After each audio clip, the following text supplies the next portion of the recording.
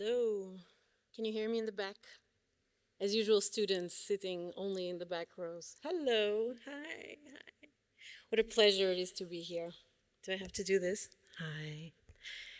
I just really want to know if I can use this laser. It's the only thing I want to use. Oh, amazing. I'm so happy. Hi, everybody. It is a pleasure, really a pleasure. Thank you so much for having me.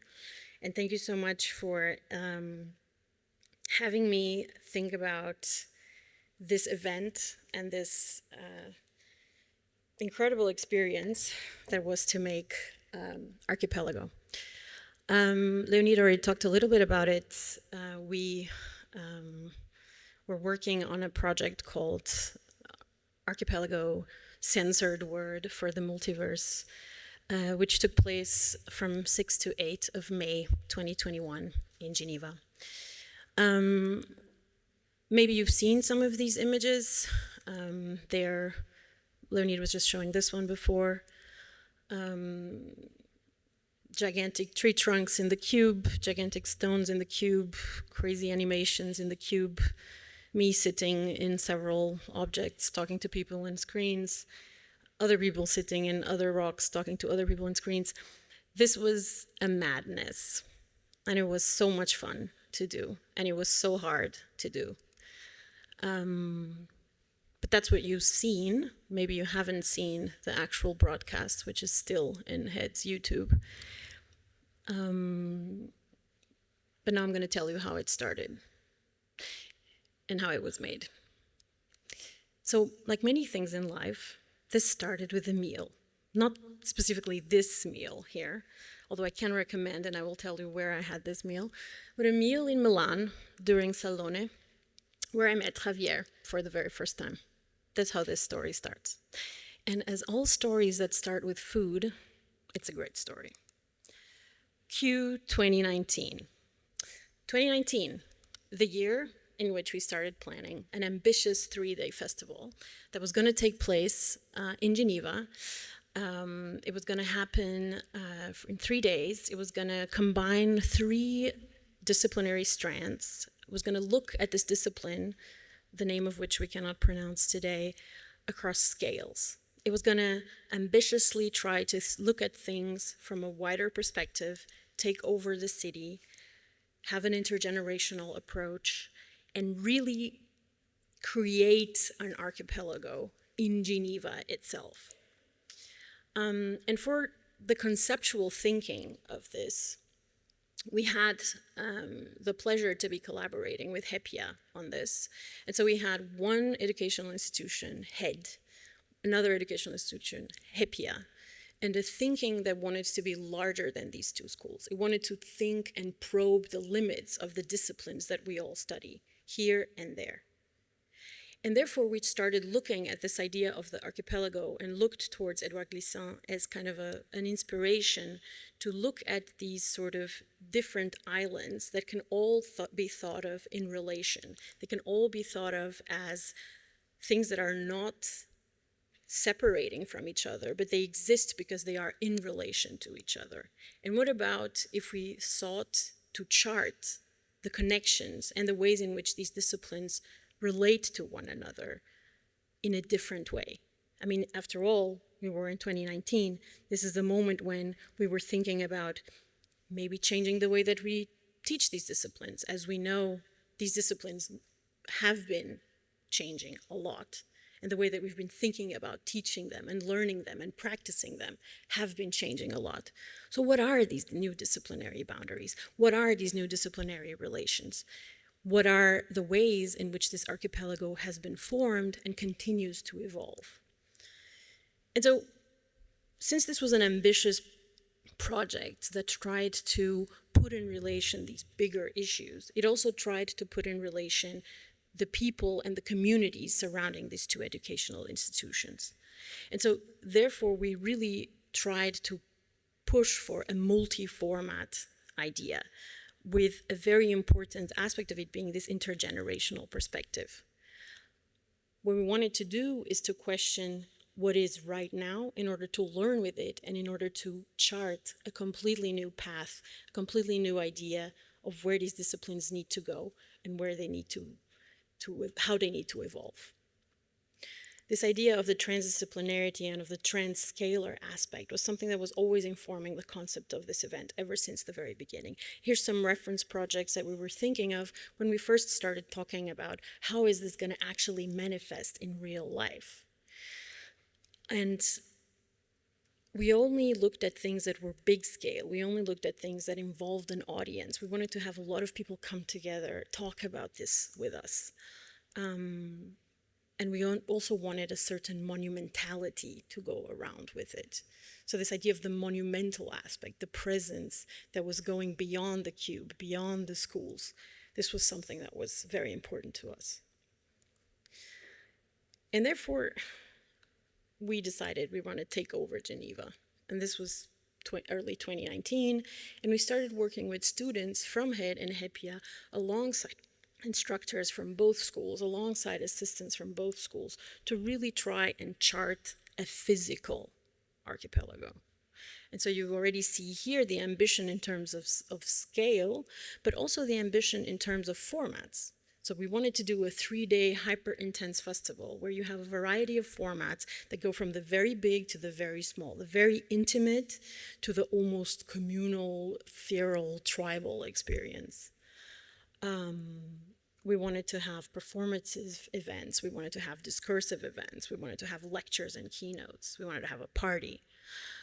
And we wanted in this moment to start at the Cube, spread the event into the city almost as if a parade would come from here all the way down to our physical archipelago and then back to the Cube on the last day. And we worked with students for several semesters to envisage together structures that could be used to take over this physical space that we wanted to look at. So here you can see some, just very, very few actually, of the many proposals that we looked at, that we worked with, that we were considering, all talking about this idea of, occupying a space during the day, during the night, projecting, having this kind of digital interference also thought of at a larger scale, having a party and how is it happening, thinking of things during the day but also during the night. And this was all fine and dandy, and this was March 2020, and then we launched an invitation to invite a bunch of people to a presentation event where we're going to present this. It's going to be on the 16th of March 2020, and then we all know what happened.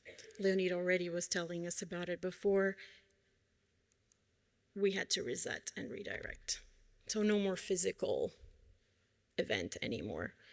But like Leonid said, we had this moment, he even showed the proposal of a défilé that was going to happen even without people. We had this moment, as you said, COVID came in waves.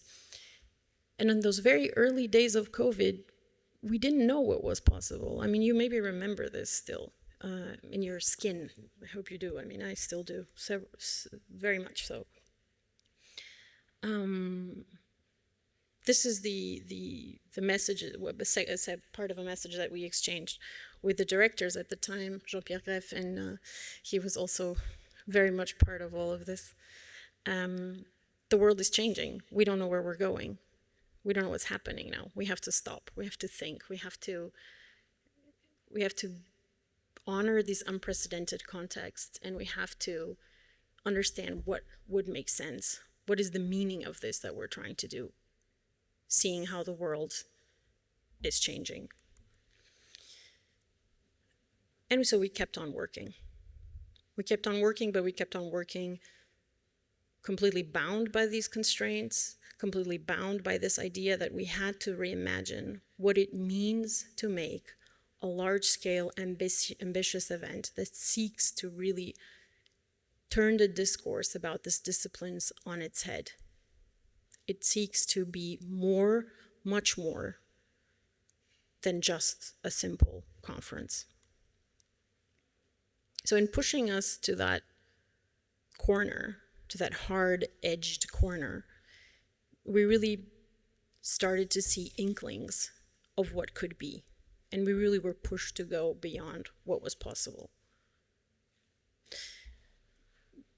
As Leonid said before, this sort of border, very fluid border between the physical and the digital is something that now we are taking for granted. But in those very early days of 2020, in those very early days of the COVID outbreak, this was not at all obvious. Additionally to that, given the restrictions of the Federal Council here in Switzerland specifically, which was much easier than many other places, we had this kind of very strict physical border between inside and outside. What can happen inside, where these germs, where this virus can still spread, and what happens outside, where maybe things are a bit easier, or at least in Switzerland. This was the understanding. And so for us, it became an effort that needed to happen inside and outside, physically and digitally. And in all of these realms, try to push where we were going and where we were actually going to innovate. So some things were clear. We had to do a bilingual event. It had to be in English and in French. Hepia and HED have to respect their communities. This was an event that was thought not just for an outside audience, it was thought for the students specifically. And so it was important to have a variety of programming that would happen in English and in French.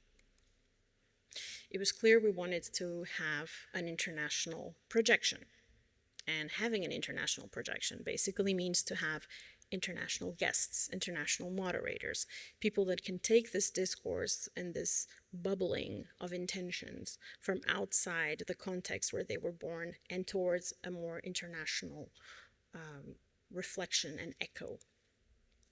And so we started to get to work, and this is a selection of people that we invited, that we had as part of the event. And as you can see, these are people that, some of them are very active in French or in French-speaking contexts, others are active in English-speaking contexts, there's practitioners, there are educators, there are people that have been writing and thinking about these disciplines for a long time. It was important also to counterbalance this group of international guests and moderators with the very rich community that is already present at HED and HEPIA. So you have already a lot of people that are teaching in these programs. You yourselves as students, you are lucky enough to be having them as teachers or as lecturers. So it is important to counterbalance these two. Similarly, even despite the fact that we were in COVID and everything was online, we really wanted to have a kind of a connection to the city. As you saw in the initial draft of the spatial program that we designed, the connection with the center of Geneva was very, very strong. And we wanted to somehow still respect that and still honor that in a way. And what we did was we decided to pursue partnerships with local agents, such as, associations of architects or people that are already working with landscape, for example. And these were the Promenade Lac that did, for example, one of the workshops with us. And then we still wanted to have another level to this. We wanted to, since this was an event that was thought of for students and it was envisaged as something that needed to, in this intergenerational idea, honor the concerns and the needs of the new generation of students, so you guys over here, we decided to do an open call for students all over the world, not just from HED and HEPIA, to propose formats to be part of this 3-day event.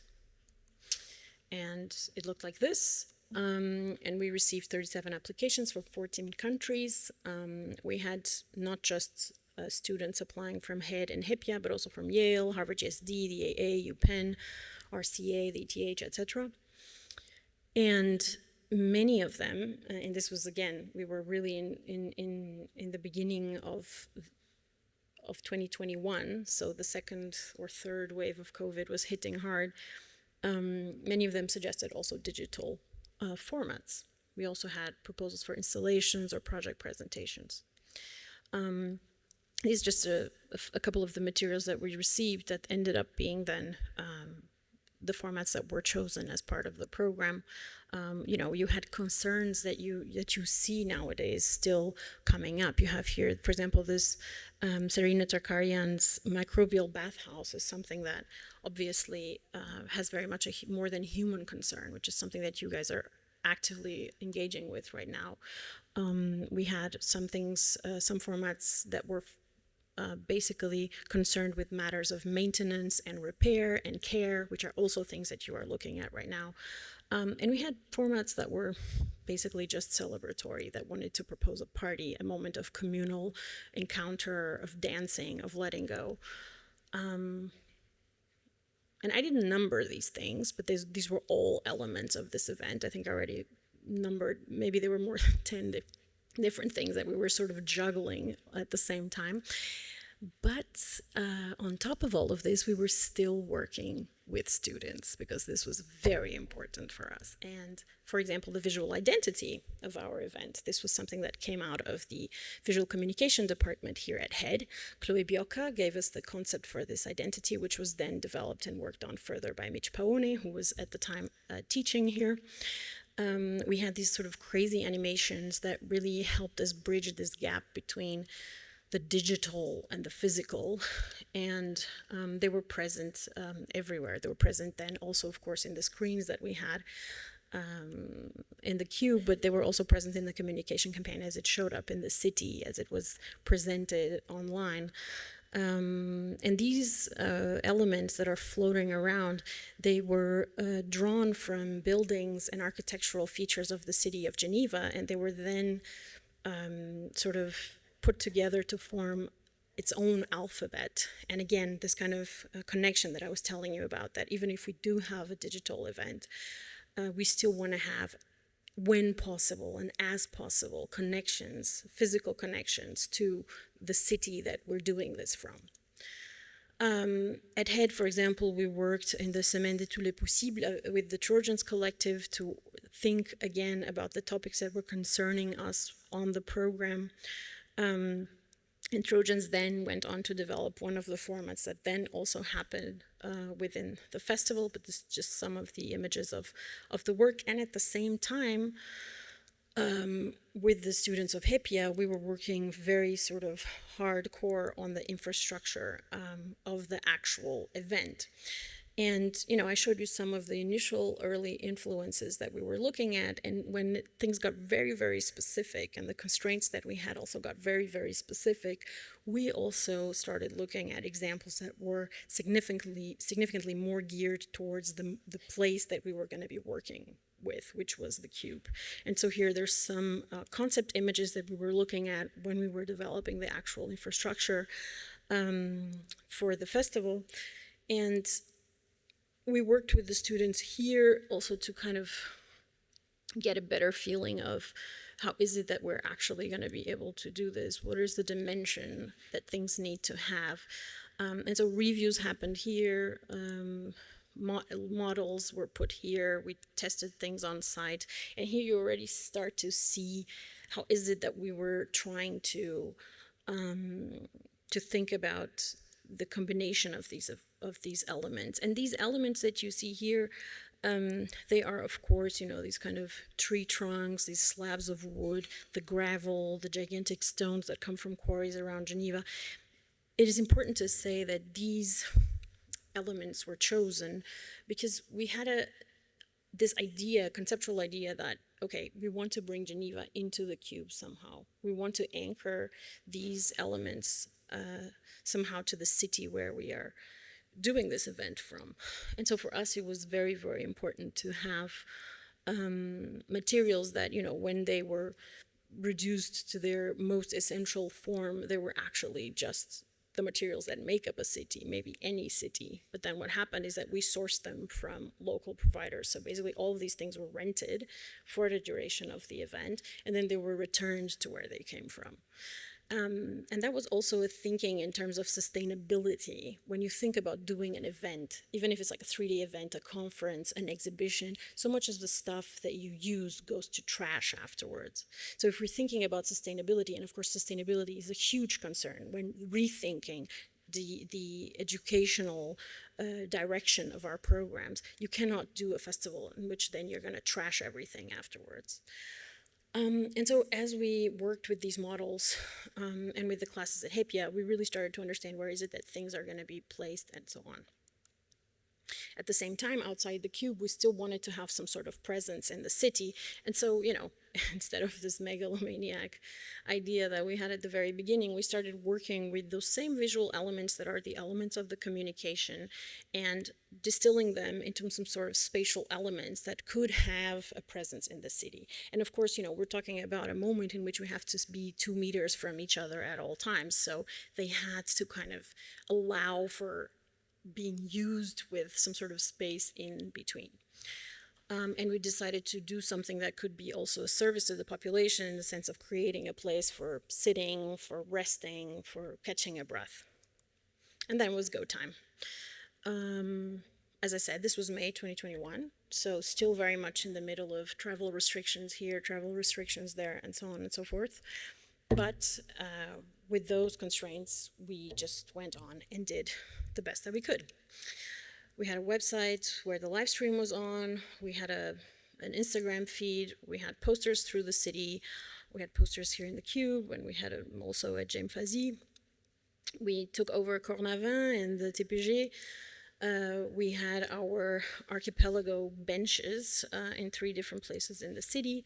They're being used often, and I always like to say that the day after Archipelago ended, I was walking around in the city and I saw a pop-up cinema club doing a cinema screening and a projection exactly in this bench in front of the water. That was a very nice poetic moment. And here inside the Cube, it was also go time. There were rehearsals.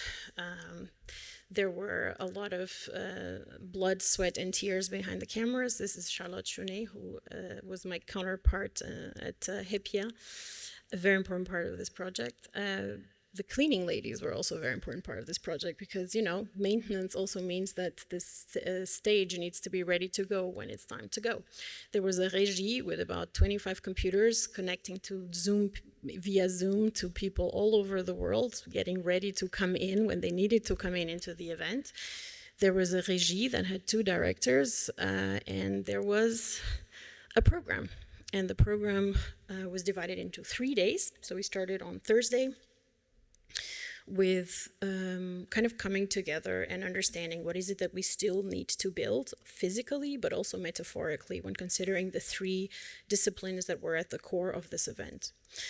And then on Friday, we looked at understories. So this idea that there's several aspects of our world that remain hidden in plain sight, and they need to be questioned and opened up in order to rethink our disciplines truly. And on Saturday, we looked at this idea of new disciplinary narratives and the idea of interdependency. So these were kind of 3 days that were sort of articulated around these topics. And they were the basis for conversations, presentations, and intimate formats, you know, so conversations between like 2 people or bigger panel discussions between 5 to 6 people, provocations that were sort of presented in sort of 20 to 30 minute presentations with a bunch of people. Here's the bunch of people.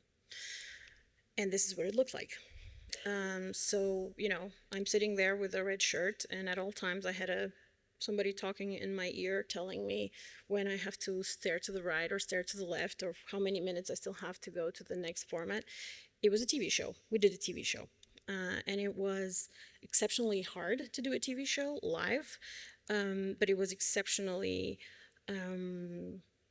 enriching. The quality of the conversations that we had was incredible.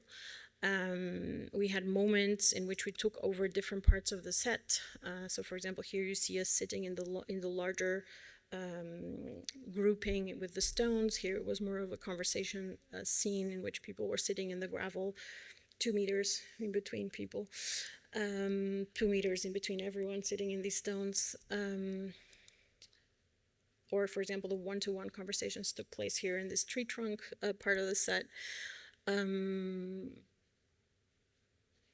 despite the obvious aesthetic beauty of these images, I really do not want to distract you from the actual content of what was said. It was incredibly, incredibly enriching. And in a moment in which our world is falling apart, or was falling apart in 2021, to have all of these people that in this enlightened way came together and decided to share what was worrying them, what was their main source of disquiet at that moment, was something that felt really, really, really special.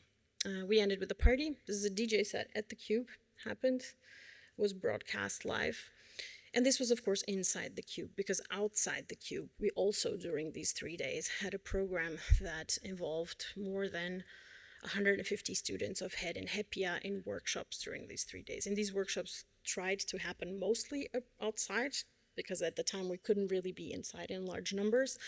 And they involved a bunch of exercises that took place within the city. I was talking before about Trojans Collective. They also set up a series of live conversations in the city using the infrastructure of Archipelago.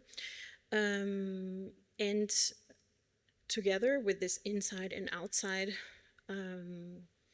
dimensions, we made this program for 3 full days. And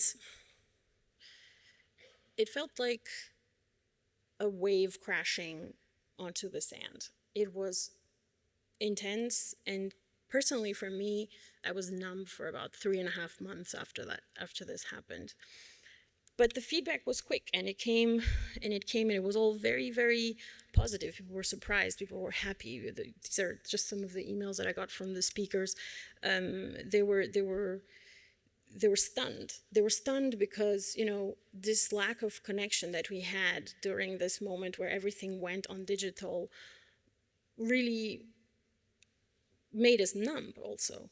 And to make something that people feel something for a while, a little while, was powerful.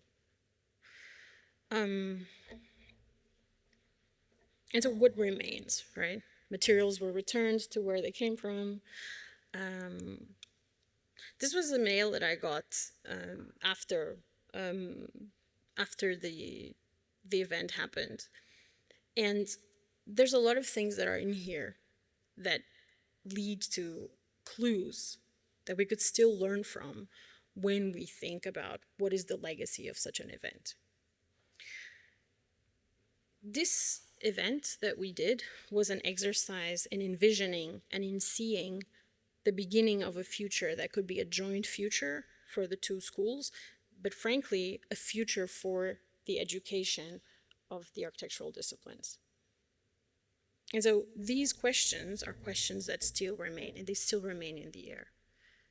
Using the energy and the stamina that came out of these conversations could still be a starting point to reimagine how we want to do architectural education. They could be a way to reimagine how we want to organize, not just as communities, but as school, as pedagogical experiment. And I have a couple minutes left, so I want to dedicate them to leaving these questions up in the air. So back to this slide here. The amount of courage that was necessary to pull this off in the way that it was done was huge. For me personally, it's the project that made me grow the most professionally, because I was pushed completely outside of my comfort zone. And it's basically, somebody says, here's the Titanic, there's the iceberg, good luck. And you're like, okay, I try not to kill everyone. I don't think nobody died, thankfully, out of this experience. But these questions are still very valid. But of course, this was only possible because there was a village, and I mean a village, that made this happen. And I want to spend my last minute on this stage showing you the names of this village.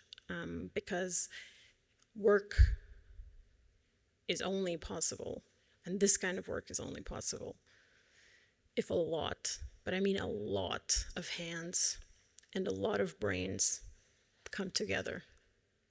So I just showed you the steering committee and the advisory board, but now I'm going to show you the people that got also very much their hands dirty. So semesters and semesters of students at HED and at HEPIA that made this event happen as it was, and made it come to life as it was. To all of them, but also to you, I say thank you for listening, and my 30 minutes are up. Thank you.